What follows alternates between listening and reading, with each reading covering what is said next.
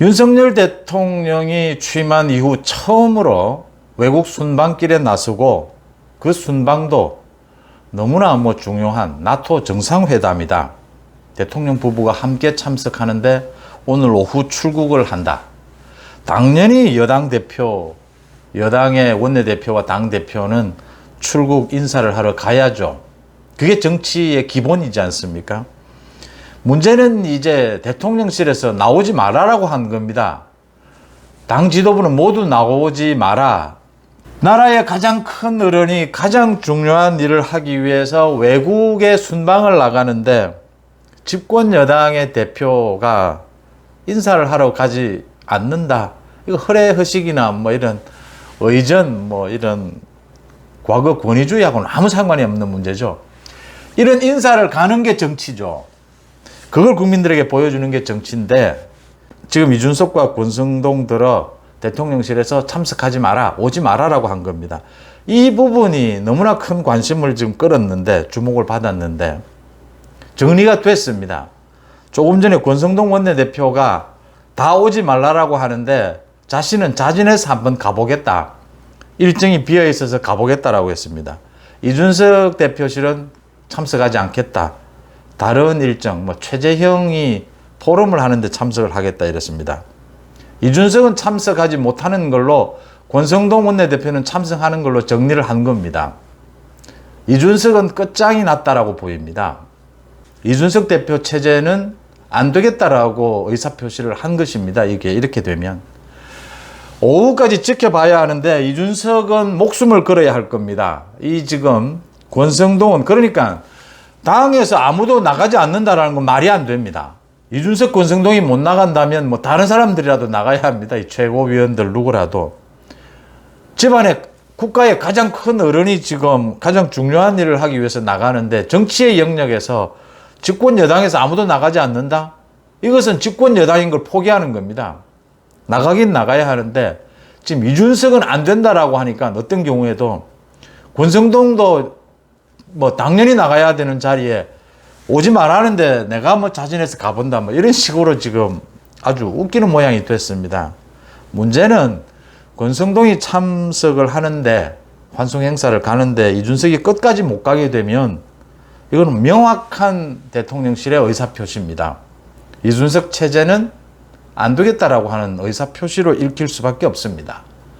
굉장히 중요한 시점, 오늘 굉장히 아직도 좀 지켜봐야 합니다. 지금 이준석은 몸부림을 칠 겁니다. 아마 정말 어지간하면 밀고 갈 태세입니다. 서울공항으로 나갈 자세고요.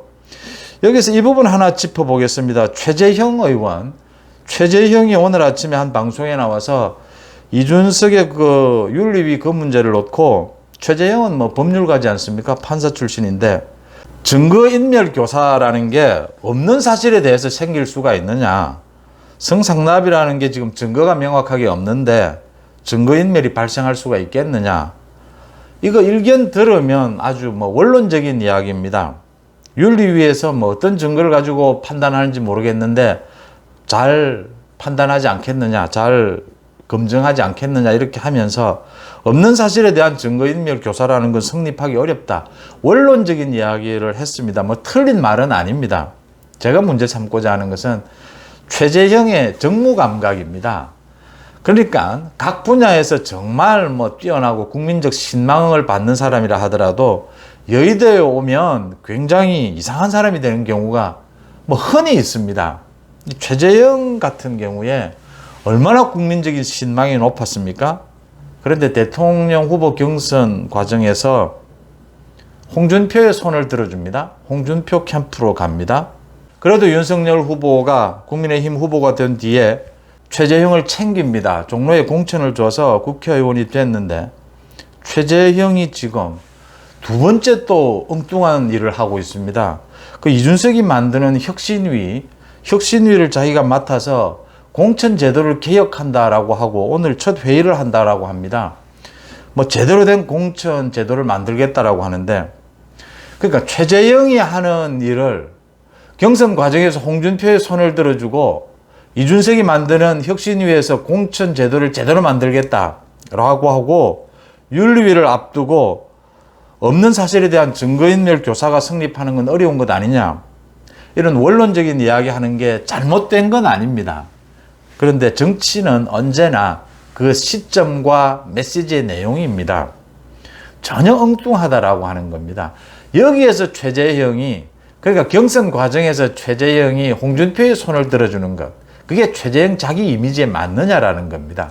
그 다음, 지금 이준석이 만드는 혁신위, 그 공천제도가 이준석이 의도를 갖고 지금 만드는 것이지 않습니까? 윤리위를 어떻게 무마해 보려고 당의 좀 주도권을 쥐기 위해서 만드는 그 정치적 목적에 최재형이 휘둘리는 거고 이용당하는 것이죠. 그 다음, 윤리위를 앞두고 자신은 뭐 법률가로서 원칙적인 이야기를 했다라고 할 수 있겠지만, 이런 이야기를 하는 것은 이준석을 쉴드 치주는 것이다. 최재형의 이미지를 깎아먹는 것이죠.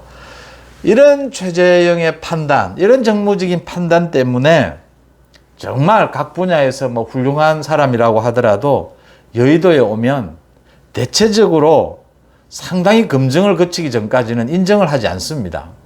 이런 황당한 경우가 많기 때문에 그런 점에서 윤석열 검찰총장, 윤석열 후보, 윤석열 대통령의 정무 감각은 굉장히 이례적인 것이다, 이렇게 볼 수 있는 대목입니다.